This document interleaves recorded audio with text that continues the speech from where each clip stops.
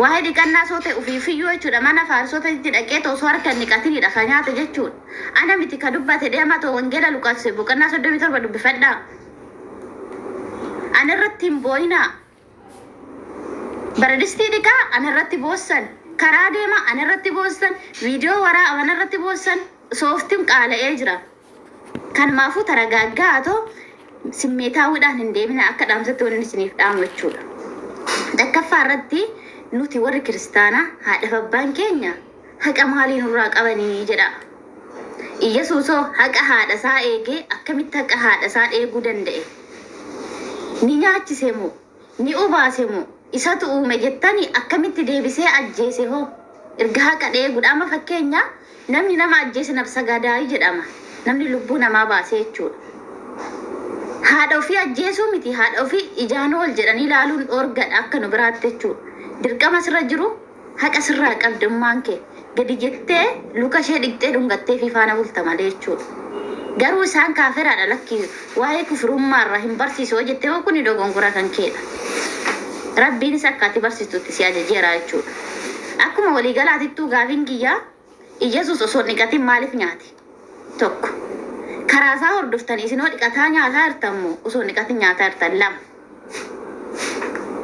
Kana lamaan irraa naa deebistan garuu gasdii kanarra seentanii boohuudhaaf warri seentanii warra boohu hin barbaaduan warra deebisuudhaaf seenoo jiraattan damma qotta deebisa warri boosan komanti viidiyoo waraabadhaa boo'aa isinii fayyameera gasdii irra garuu hin boo'inaa mikinaatum sababbiin hin boo'inaa isin hin jedhe garaana nyaattanii osoo hin taane gaaf tokko rabbiin isin qajeelcha taayimiin qabu boo'icha keessa sa'aatiin itti dhaggeeffadhu jechuudha. Namni seenuu barbaadan deebiitti kennuudha bichaa koottaa seenaa. يوهان التنبوينانت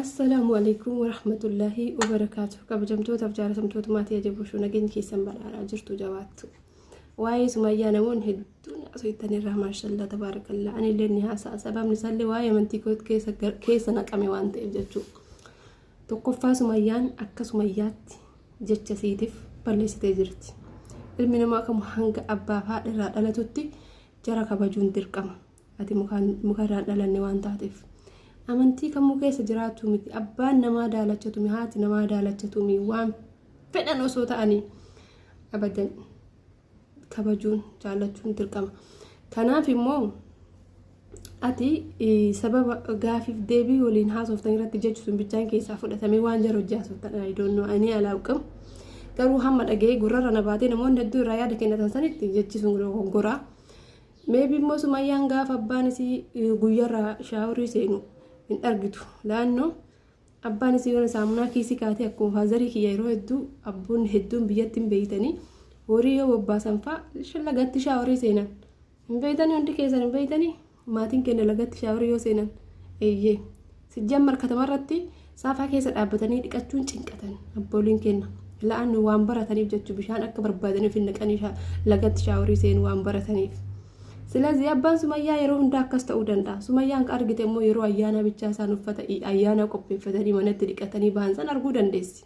Sanirra dhaabbattee dubbatuu dandeessi. Ilma namaa ta'ee garuu ka hoggattee yeroo lama nafa dhiqatu never ever hin jiru. Yoo jiraate illee rakkoo bishaanii yoo jiraate rakkoon bishaanii kiristaana qofa akkasin gootu musliimas akkasima gooti. Yoo rakkoo bishaanii taate. Innaa kanaafiyyuu balleessitee jirti eeyyan balleessite. Sumayyaa yoo dandeettu uummata kanas namoota onni goote dhiifama haa gaafattu karaa seeratiin sumayyaa gorsuu waan jiru yeroo hedduu amantaa kiristaanaatu itti sumayyaanii jedhan kana warri hojii sumayyaa takattalu irraa haa dubbatu yeroo hedduu abuu mu'aaz faanti ijoollee kiristaanaa wajjin gaafiif deebii gaggeessan kun waan badaa miti waan gaarii fi waan fudhatama qabu namu gaafii barbaade gaafatee kiristaanarrallee gaafii muslimaa gaafatanii muslimillee gaafii kiristaanarraa gaafatanii matsaaf quddusii fi quraana wal bira qabanii wal gaafachuun haaraa jaraan hin baane hayyoonni gurguddalleen akkasii gaafachaa turan Dr. Zaakir Naayikillee asumarraa jalqabe kun hojii bareedaadha. Hojiin sumayyaa yeroo hedduu jara wajjin achitti hirmaatti. Garuu uummanni kiristaanaa ijoolleen kiristaanaa beekallee wallaalallee achumatti walii qabamee dhufa.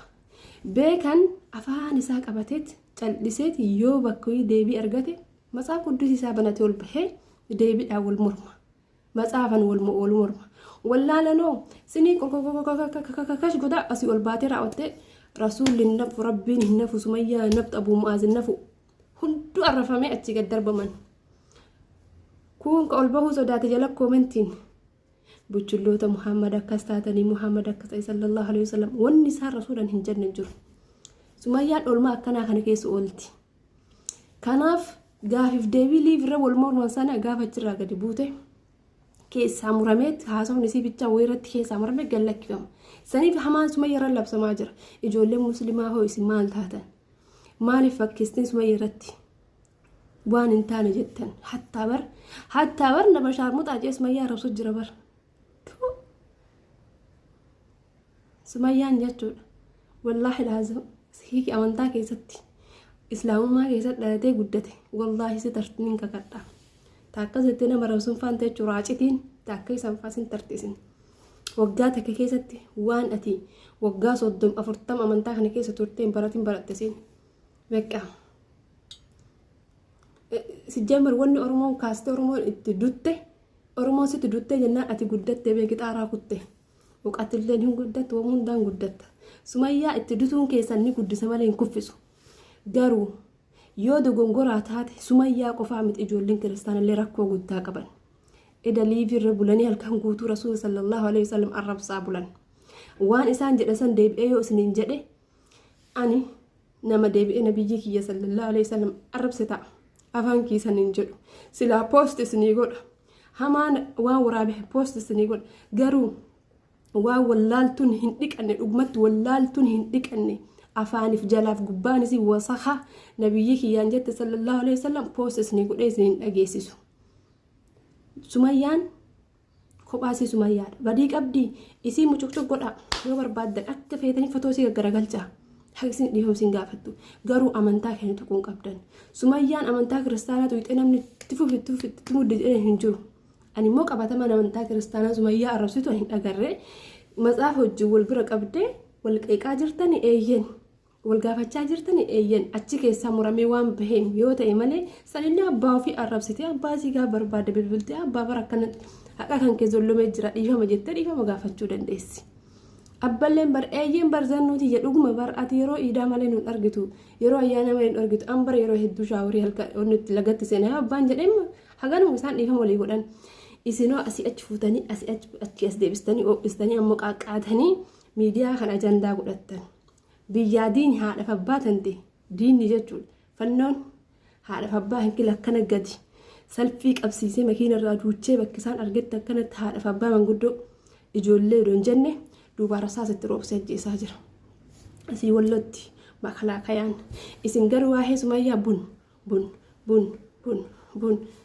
bar akka amantaatti yoo dubbanne amantaa yeroo hunda arrabsamu amantaa kenna bar namni arrabsu bar isin garuu nuti guyya takkani wallaahi arguus hin barbaadu nama qeequs arguus hin barbaadu qeequs hin barbaadan nabiyyi yookaan Yesuus Kiristoos keessan jechuudha keessan qofaa miti baasuu Yesuus Kiristoos kenna hundaadha hin kabajna ni jaallanna itti amanna kitaaba isallee itti amanna ergaa isallee tamaam nabiyyi Muhammad garuu sallallahu alaihi wasallam akka nabiyillaahi Iisatti banii takkitti qofaaf hin ergamne caalama addunyaaf ergaman isin garuu nabiyyi san arrabsitan nuti garuu nabiyyisaa ka inni banii Israa'el qofaaf ergame ni kabajna ni jaallanna kitaaba isaatitti ni amanna ergama isaatitti ni amanna agartanii garaagarummaa kennaaf keessan takkiin barattan takkiin dhaggeeffattan takkiin mootiyyuu hin dubbiftan arrabsoo bichaa bakka deemtanitti immoo Sumayyaa hoo hidhiin birraa qabaatan Sumayyaa kophaasii arrabsaa nabiyyi kennu arrabsan ani obboleettii teessan Oromooti dhiiga keessan na danfadhiini kiyya gabbahee isinii waa jechuu danda'a garuu osoo isinuu akkasitti nabiyyi sallallahu alaihi wasallam arrabsitan an guyyaa takka Yesuus waa jedheen beeku gin wadee ayiseelem akka nama dhuunfaa tokkotti biddannatti qabata yoo amantiin kii tuqamu akkasuma amantaa namallee tuqan hin jaalladhu amma Sumayyaan dogongorte garuu isin isii caalaa dogongortan muslima taatanii warri Sumayyaa arrabsitan isii caalaa dogongortan kiristaana taatanii warri sababa Sumayyaa halkan edaa guutuu kaleessa guutuu arrabsaa ooltan guyyarraa Abu Mu'aaz bira ol seentanii odoo inni waan tokko isin jee gaafii inni isin gaafatu afaan jala seentanii deebisuu wallaaltanii nabiyyi arrabsaa ooltan rabbiin arrabsaa ooltan isin Sumayyaa caalaa dogongoroodha baqa. Sumayyaa ammoo akkama rabbi dhiiga isii isinitti mi'eesse dhiiga Sumayyaatu isinitti mi'aaye baqa hin mi'aaya dhiigni isii maashaallah. Maa Sumayyaa bichaa akka shaahadaa qabachaa jiru guyyuu kun guyyuu nama jaha gadii miti mana hundatti jechuudha. Mana baabaa Riyaadii shahada qabatama Abu Mu'aaz bira shahada qabatama waluun gaaf tokko viidiyoo raabe jedhee kama qoraabe kama kadhiisu wallaale jechuudha silkii lamaatti wale bakkunda shahada qabatama garuu isa Sumayyaa takkitti maa kanatti jala fiita nu Sumayyaan yoo dhuftes wayii nu dhufne yoo deemtes isinirraa deemtillee wayiin isinirraa hin deemne beeta kiristaana baadhattee isinirraa hin dhufne achumatti bakka akkuma waa hundachuma gattee dhufte Sumayyaan immoo nama barate akka taate isin birattillee barachaa turte. Achumallee teessee garuu amantaa Islaamaa arrabsaa turte. Kun hanqinni isiiti. Bakka yoo amantaa wii qabattan amantaa kaan hin arrabsina. Kabajaan bakka kabaja amantaa kaaniif. Kalaas dhiistan miti dhiisa. Gaafii yoo taate gaafii seeraan gaafadha. Maaliif jala arrabsuun hin barbaachisu. Gaafii seeraan gaafachuun sirriidha. Waan nuulirraa maaliif muuxannoo achi keessaa waan qabduuf waan isitti illee gaafii ta'ee amantaa san gallakkistee dhufteef achi keessaa isin gaafatti. Saniif deebii deeffachuun immoo isin keessan kan ijoollee kiristaanaati. Garuu amantaa keenya dabarsitee arrabsuun nabiyyi keenya arrabsuun na'u. Anis miira keessa gala. Garuu miira keessa galee akka keessan kana haalaa badeen Yesuus Kiristoos hin arrabsu abadan. Isin haalaa bada maaliif hin tamaarre waan taatan uqatiin hin baaduu waan taatan ijoolleen kiristaanaa immoo aqlii qabdu. Tan baratte tan yaaduu dandeettu tan oromummaas amantii ofiitiifis xankaarraa cal'istan dhaggeeffatti malee waan tokko hin gaafattullee hin dubbattullee zim dhaggeeffata kun immoo achuun dhaqan. Kanaafuu isinoo warri jarjartanii fiigdanii ol baatanii duttanii nama arrabsitan isinillee sirraa hundi keessanuu dogongoroodha. Waa'ee isaa gaafiin kun yeroon irra darbeera. Deebii yoo deebisuu dandeesse deebisi yoo deebisuu hin dandeenye dammoo bu'uu dandeessa. Maaltu si galche qoy maaliif deebisi laafin? Ati deebii deebisuu seente moo maaliif seente? Maaliif waa'ee Yesuus irraa odeessa guyyaa hunda ati dubara miti? Naa? Ati dubara miti maaltu siibee keessaa baate miti? Ayyee dhufadhu Deebora Tamraawuti.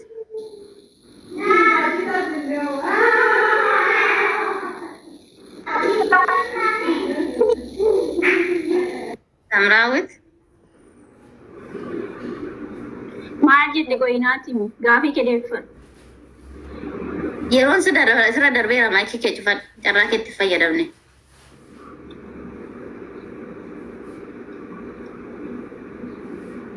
Lakki Sumayyaa isi waa'ee Yesuus dhugaa si dhugaa rabbi waan isin qabsiisin abedha biyya kee keessatti dhugaa si maali? Tish Tamraawuti. maatti beekta waa'ee Yesuus sim jettee asirraa dullattiin kun maal talli kuni abbaa keenyuun qabanyee dammoo Yesuus hin qabachamu.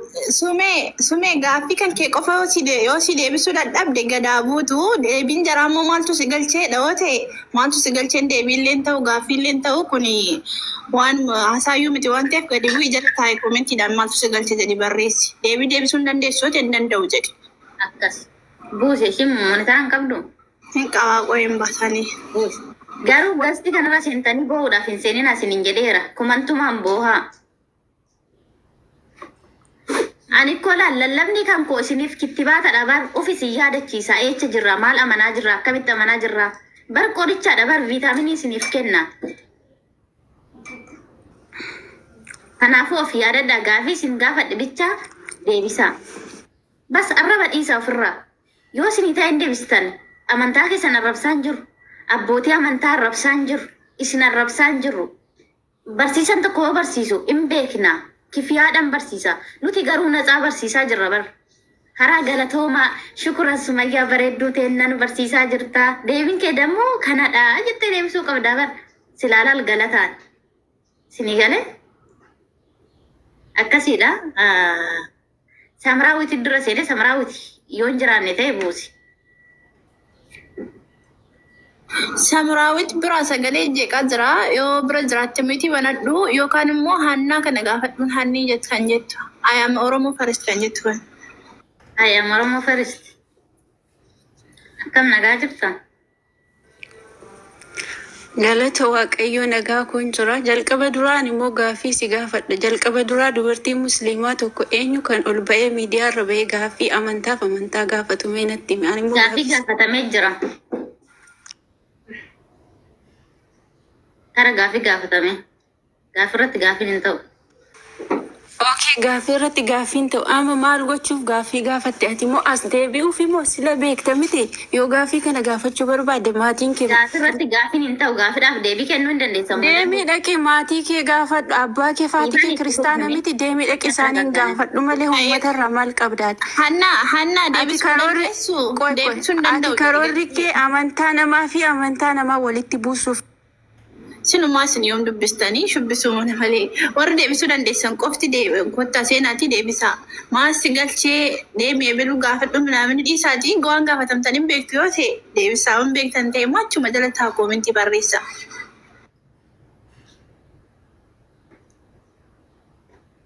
Itti fufi gaafadhu amma. Ani siifan dhaggeeffadha siifanii.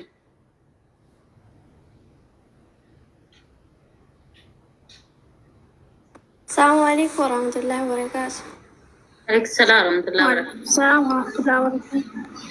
Kam jirtu nagaa keessanii? Alhamdulillah rabbil alamin. Ijoolleen keenya koppii linkii godhamee 2,000 galchinu riippoorti godhaa jirani.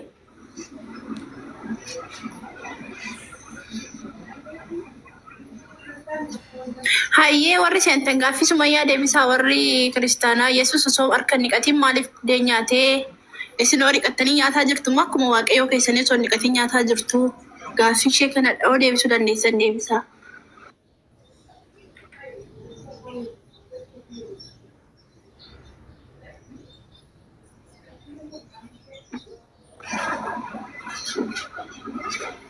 Sumee gannatiin dubbisiin si fadheebstu isheen. Gartikkoo shiidhaa yaatara gaaggaaniiti itti fufu yaani bar yoon hin dubbadde 50 dhibba galani waan ta'eef. Hayyee gannat deebisi gaaffii sumayyaati kun.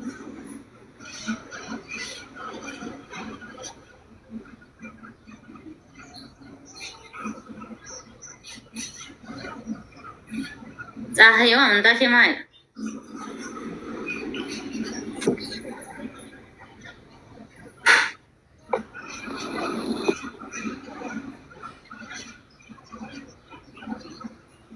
Aha.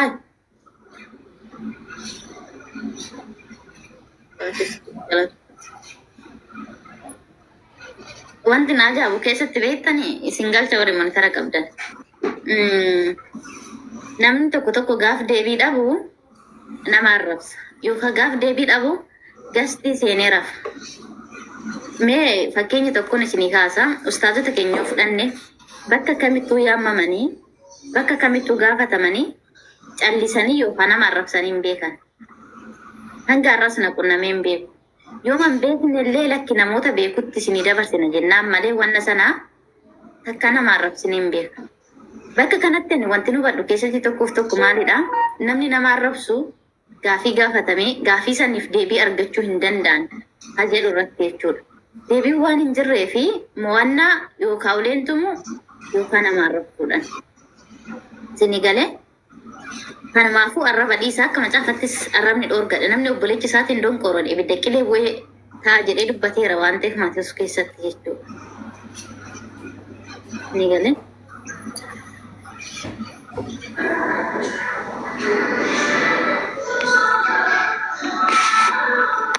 Sumayyaa.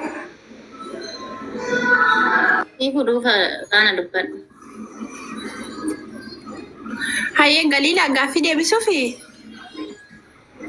Jechuun ati yeroo maraa kan amantaa keenya waggaa waggaan noonu itti toratti dubbattuuf ati duraayyuu rakkinaa dhiiraa rakkatteeti barkan keessaa baateen ijoolleen keenya si gaafachuu jedhanii jennaan jechuudha. Xirooftu haaromota abangaalleen olii gad oofu jechuudha. Xiraa Jalqaba irratti osoo waan tokko hin hubatiin gastii irratti ol hin bahina.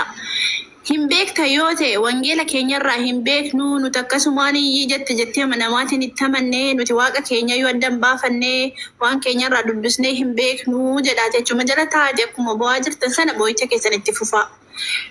Tariitii immoo hin beektu yoo ta'e waan waaqayyoon keessan osoo harka niqatiin nyaata nyaatee Yoo maatiin kan kee dhiqachuu baate xirooftu maatiin kan kee dhiqachuu baate. qoricha fi namaaf dhaamadhani tariitiin kun ganda keessan jira ta'a. Ustaad Ulfataa itti fufaasin inshaallah. Ani dubbachuun naaf hima. Assalaamu alaikum warahmatullahi. Waalaikum salaam warahmatullahi wabarakatuh. Salaam. Isinuma dhageeffachuuf hin seene itti fufa inshaallah. Ani iddoo mijataan jiru. Moodii kana hin beekna itti fufaa. Wal beekna. Yeroo baay'ee namoota baay'eerra maaliin soda maaliin argasinitti fakkaate mallattoo wayiin arga nama musliimatarraa yoo jechuudha nama rabbitti amanirraa tokkoffaa nama goddanyaa yookaan hiriyaa musliimaa qabu anis kiristaanaa qabu jechuudha nama fakkeenyaa hiriyaan kiristaanaa hiriyaan hin godhadha garuu daangaa qaba malee garuu dammoo lakki kiristaanummaan sirrii miti jedhee ittiin wanti na dhorgu hin jiru dirqamni narra jiruyyuu nama saniif Wannan ofii kiyya jaaladhe nan jaaladha jechuun waan ofii kiyya jaaladhe sana isaanifillee jaalatu jechuudha. Kanaafuu waan san dammoo dirqamni narra jiru ittiin himu. Duralleen isiniin jedheera haqa haadha abbaa dirqama nurratti jiru keessatti kan akka islaamummaa haqa haadhaa fi abbaa nama dheeksistu hin jiru. Garuu dammoo nama kaafiraa tokko kufirii irratti jajjabeessuu osoo hin taane yookaan kufirii irratti gargaaruu osoo hin taane haqa isaaniitti jalqabu marraayyuu jechuudha. Garuu dammoo isin haqa haadhaaf abbaa keessanii akkamitti eegaa jirtanii matsaafni yoo isin ajajaa jedhee isin gaafadheera osoo haqa haadhaa eege ta'e Iyesuus deebisee haadha isaan ajjeesu waan ta'eef isatu uume isatu ajjeesetta mitiire deebiseen ajjeesu ture osoo haqa haadhaa kadheebu ta'e jechuudha. Dhumateeraaf marratti lakki matsaafni keenya akkanatti nu ajajaa haqa haadhaaf abbaa mana abbaa kennaa eeguun nurratti dirqamadha nu dirqisiiseera innis haqa haadha isaa eegeera yoo jettan dammoo Kanaaf isaan qophooftuudha deebii kennuu ni dandeessanii jechuudha. Kanumaafiyyuu nama kaafiraa tokko lakkiyoo abbaan kiyya guyyaatti yookaan haati kiyya guyyaatti 7 sagada yoon jedhe kijiba kaa matsaafni hin ajajne waan hin ajajne maaliifan jedhare kun ikkoo kaafira gargaaruudha bar. Isin aarsuu danda'a tariitii namoonni tokko maana laa ilaa illallah yoo hin beekne ta'e wantoota kufirii keessaa nama seensisanii. Wantoota gurguddoo 10tu jira. Isaan yoo hin beekne ta'e rakkoodha laa. Jalqaba irratti namni shaadaa qabaatu tokko too'ida barachuu qaba jechuudha maalummaa. Waan kufuriitti isin teessisullee, waan kufurirraa isin baasullee, waan islaamummaarraa isin baasullee jechuudha. Dirqamni isin irratti jiru kanaadha. Kanumaaf miira keessa hin gadhinaatu, nagaaggaatu, namatti simmoo Iyesuus harka dhiqatee nyaate moo nyaate karaa gabaabaa yoo deebii qabaate deebisu. Naam meessa.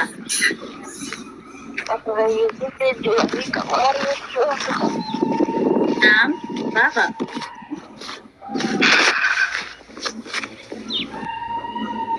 Baba gubeessa akkam nagaa jirtaa? Inni iyyuu achi nama biraa gaafachuu jira bardi maayikii saabbanaa ta'e dhageenya malee. Inni biraa nama gaafachuu jira bar. Okay, nama gaafattuu jira gaafiitti ta'e miskiina wallaahi. Gaafataadha bar faastara biroo gaafataadha na fakkaata. Edaa kanuma hunda lakka waan loltanii deebii dhabdanii. Miskiin osoo gaste. Osoo hin beekin hin gasheenii bar osoo achi gaafachuu jiru. Yaadoo maakii irratti wantanii mee deebii kilaastarii deebisuuf illee hin nageenya. Edaa kana hunda hirriba dhabdanii argitaniirtan miti. Gaafin isin gaafadhe tana sobdanii kumanti jalatti na arrabsitan malee wallaahi laazimaan illee yeroo bara durii sanniin beeka bara distii soo dhiqxan silkii soo laaltan yoo ciistan illee yoo nyaattan illee gaafiidhuma tanatu sammuu teessan keessa isin dhufu. Booda moo gaafattanii illee karas gaafattanii yoo dhabdanii jettan gara islaamummaa dhufutan. Kana hundi heennaa ni beekna garuu waan hundaafuu guyyaa eeggata malee jechuudha. Sobdanii arrabaan bulgaafachuu yaadina. Garuu haqiiqadhaan irra gad dhaabbadha. Waan har'a katabdan tanatti Abbaaf ture deebiillee dhaggeeffanna sila. Ofii bahee bar. jalaa miliqxee bara. Osoo achi iccitii haasoo jiruuti gaaffii kee maaliif oole warreen ishaase. Gaaffii ishee Yesuusii maaliif osoo harka hin dhiqatiin nyaata nyaatee akka macaafa keessaniitti waaqayyoon keessan osoo harka hin dhiqatiin nyaata nyaate waan ta'eef isinoo sunnaa waaqayyoo keessanii sana duukaa deemaa jirtu moo akkuma osoo niqatii nyaate sana osoo niqatii nyaachuu jirtu moo dhiqattanii nyaachuu jirtu? Takkaffaa irratti jalqabumti isaayyuu waaqayyoon osoo harkaan niqatiin maaliif nyaate? Isin barsiisuudhaaf yoo ta'e immoo isinoo irraa barattanii osoo niqatii nyaataa jirtu moo dhiqattanii nyaataa jirtu? Dhiqattanii nyaataa jirtu yoo ta'e ittiin bulaa jirtan jechuudha. Garuu osoo niqatiin nyaataa jirtu yoo ta'e immoo waaqa keessaniin bultanii jechuudha. Mee sababii moo waaqni osoo harkaan niqatiin biddeen nyaateef nutti maayidha? Siif deebisaa nagashee hayee kottu.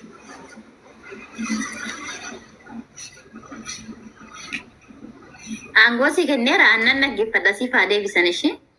Hayee. Hayye.